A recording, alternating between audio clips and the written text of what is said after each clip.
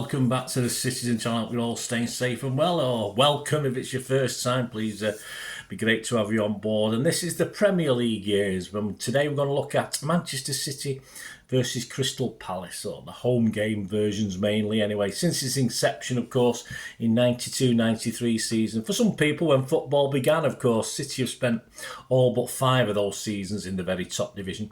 And City and Crystal Palace themselves have met 13 seasons of the 31, though we've also met several times in, of course, the second tier. But this is the Premier League year, so I'm not really worried about that too much.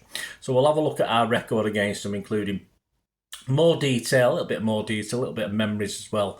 Mr. Paul Hinds, for instance, doing a match report on our very first meeting and, of course, our last meeting with them last season, the 22-23 season. Please, if you are new to the channel, push that subscribe button, push the bell notifications, everything City past and present. So this is a mix of both, really, isn't it? Or more or less present, if you count last season, but it's still fresh in our minds, isn't it? How can it not be, as I'm recording this, obviously, the current treble winners.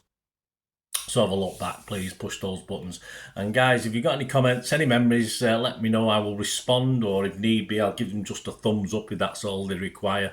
I hope you can do that for this vlog as well. Give us a like, guys. Be much appreciated. Makes an old City fan very, very happy. But great to have you on board. Right, so prior to playing Crystal Palace, I'm recording this prior to the Etihad game on the 16th of December 2023, so all stats and facts, depending when you're watching this, are true at that time. And we've met them 13 times home and away, so 26 times in all in the Premier League. Our Premier League record against Palace stands an interesting played 26, won 16, drawn 6 and lost 4, and we scored 51 goals to their 18. At home, which is where we're looking today, we played 13 times, we've won 8, drawn 3 and lost 2. We've scored 34 goals and conceded 11. Our biggest victories were in consecutive seasons back at the start of Pep's reign, 16-17 and 17-18. We won both those home games by 5-0. Last season, on the 27th of August 2022, it was only match day 4. The season was quite young. We didn't know what was to come, did we? But we hoped. City sat second. We'd played 3 with 7 points behind Arsenal, who had a 100% record at the time. And Patrick Vieira's Palace were 9th. They played 3, just the 4 points, but obviously enough to keep them just above halfway. So I'll quickly go over to the Manchester City programme for the 31st of August 2022 for the game against Forest. That was an interesting one, wasn't it? For their images and roundup of our last game, they called it in this issue. The team: City, Edison, Walker, Stones, Diaz, Cancelo. Gundo came on in 61 minutes. Rodri, Bernardo, De Bruyne. Palmer came on in 89 minutes for him. Mahrez, Alvarez replaced him on 61. Foden, Haaland and Gomez, who replaced Haaland on 83. Subs not used: Ortega, Gomez, Lewis. Oh, well, Gomez was used, but obviously they got it wrong. A printing error. There you go. Lewis, Knight and Wilson Esbrand. Crystal Palace: Guita, Ward, Guay, Anderson, Mitchell replaced by Richards, 57. Klein, Elise replaced him on 74. Schlupp, Doucouré, Easy, Ayew, Mateta replaced him on 74. Edouard Hughes replaced him on 67. And their subs not used: Johnson, Whitworth, Milcevic, Elboway and Rodney. It's great. I'm bad enough for my own players, aren't I? And a brief report on the game that finished: Manchester City 4, Crystal Palace 2. Yes, Manchester City fought back from 2 goals down to extend our unbeaten start to the Premier League season with a 4-2 victory over Crystal Palace. Erling Haaland scored 3 times in 19 minutes to claim the first treble in English football, as the defending champions again came from behind to avoid defeat. A John Stones own goal and a Joachim Anderson's towering header had put Palace in control at half-time, but Bernardo Silva reduced the deficit with his 50th goal for the club before Haaland's heroics turned the game on its head to send City temporarily top of the table before Arsenal's win over Fulham. So that's from the one of our heroes on the cover there, old Gundo, from that. Right, our very first Premier League, let's go back in history, as I'm recording this, over 30 years ago. Let's go back to our very first Premier League meeting at Main Road. This was on the 5th of May 1993, so towards the end of the season. Peter Reid City at the time, of course, most of the first season it was Peter Reid, sat 5th. We played 40 with 56 points. It's not much, that is it? Not even one and a half a game, nowhere near one and a half, just about 4 points short of 1.5 a game. Steve Coppell's Palace sat 18th. Yes, they were just safe, just out of the relegation zone. They played 40 with 48 points, only 8 points behind us, and they needed 2 points from the last 2 games to confirm their top flight status. A little bit more of that in a moment. Other news around and about: the football legend Brian Clough had retired from management. Our reserve team had been relegated to the Pontins League Second Division. Oh, the ignominy of it all. A Kippax adult season ticket for the season after, of course, would put you back for the Kippax £135, which is only £278 in today's money. And the dearest season ticket available was in blocks B or C of the main stand. Who wants to go in there? Which cost £245, or in today's money £504. City had featured on Sky BBC at the time. This is what it was all about, Premier League football, wasn't it? 6 times, 2 at home and 4 away. United had featured the most, no surprise there, with 10 times on the channels, with 5 home and 5 away. And Sheffield United were the least shown. They'd just appeared twice in the whole season, both home games. And Brother had signed on as sponsors for another 3 seasons in a deal worth, wait for it, sit down guys, don't be stood up for this, a deal worth a staggering near £2 million, not per game, not per season, over the 3 seasons. And that, hang on, and that was dependent on us winning some silverware. So they probably paid us 5 and 6 or something like that, or new money.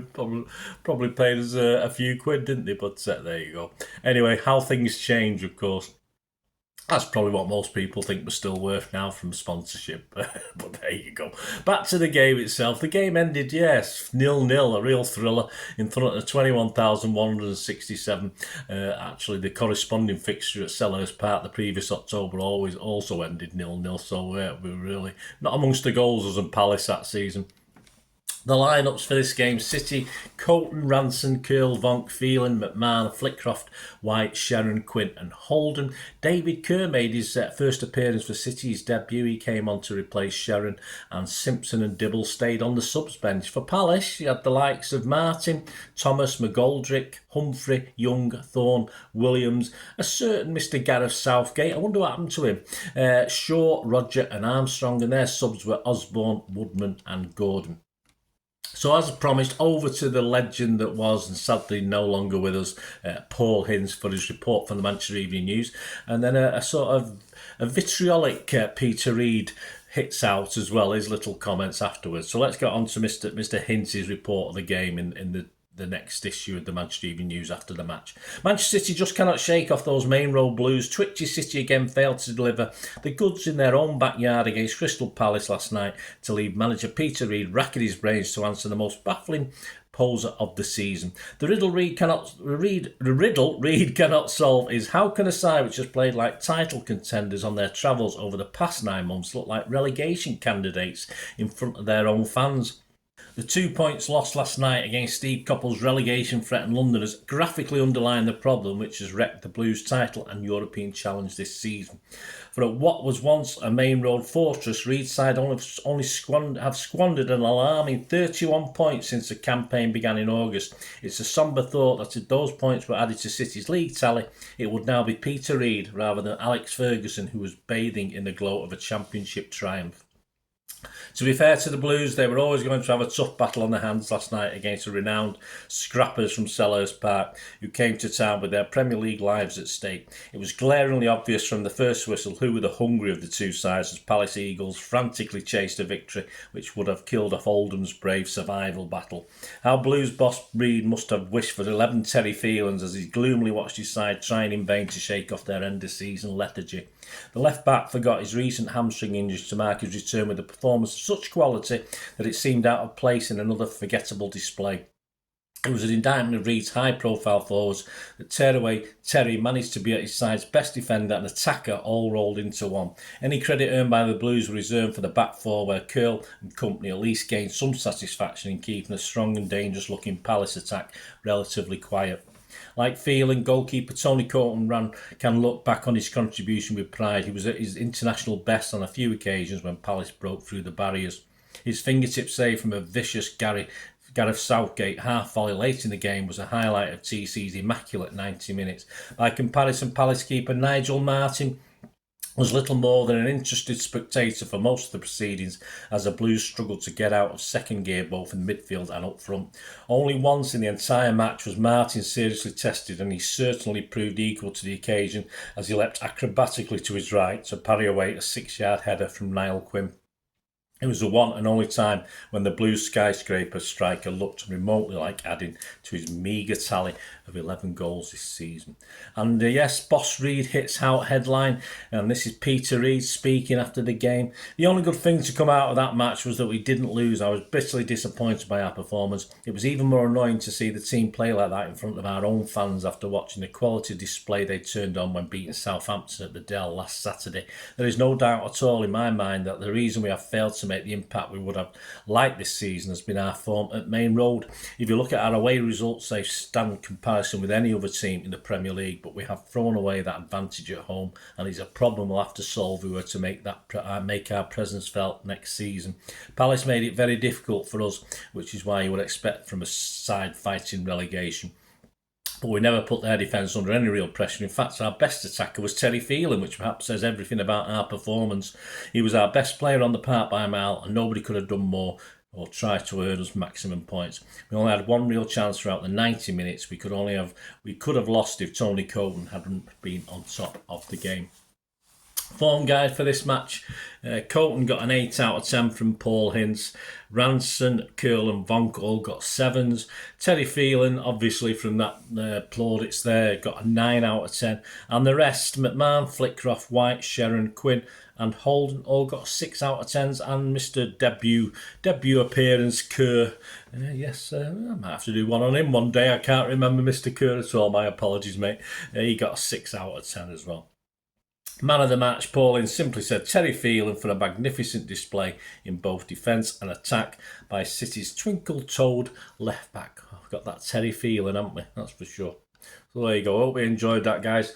The match report, some images would have been popping up on there as well. That's between 90 and 95-ish I was doing scrapbooks. I don't know why I particularly picked those seasons, so it's fell nicely for this, of course, the Swales, Franny Lee stuff, and of course the Premier League years, if you like. So hope you enjoyed that. Let me know your thoughts and memories as well.